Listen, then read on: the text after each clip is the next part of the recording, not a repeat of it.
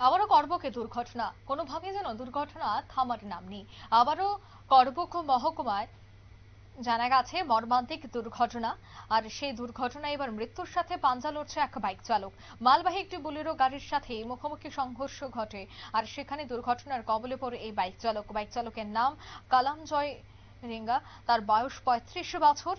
নতুন বাজার থেকে করবক যাওয়ার পথেই এই দুর্ঘটনাটি ঘটে। ঘটনার খবর পেয়ে যতনবাড়ি দমকল কর্মীরা এসে নতুন বাজার গ্রামীণ হাসপাতালে নিয়ে যায়। নতুন বাজার গ্রামীণ হাসপাতাল থেকে গোমতী জেলা হাসপাতালে রেফার করা হয়েছে। বর্তমানে সংকটজনক অবস্থায় হাসপাতালে চিকিৎসাধীন এই আহত ব্যক্তি। তবে এ বিষয়ে কি বলছেন সংশ্লিষ্টরা শোনাবো। একটা কলেজে যে বৈদ্যবাড়ি পাড়িয়েছেরা ওখানে একটা অ্যাক্সিডেন্ট হয়েছে, বাইক অ্যাক্সিডেন্ট। তো গেলাম, তো যাওয়ার পর দেখলাম আমরা ওখানে একটা লোক অ্যাক্সিডেন্টে পড়ে গেছে, বাইক নিয়েছিল রাস্তার ধারে পড়ে গেছে। পায়ের মধ্যে খুব ভালো ব্যথা হয়েছে, খুব সিরিয়াস কন্ডিশন। তারপর খবর পাইছে আমরা হাসপাতাল নতুন বাজার হসপিটালে নিয়ে আসি।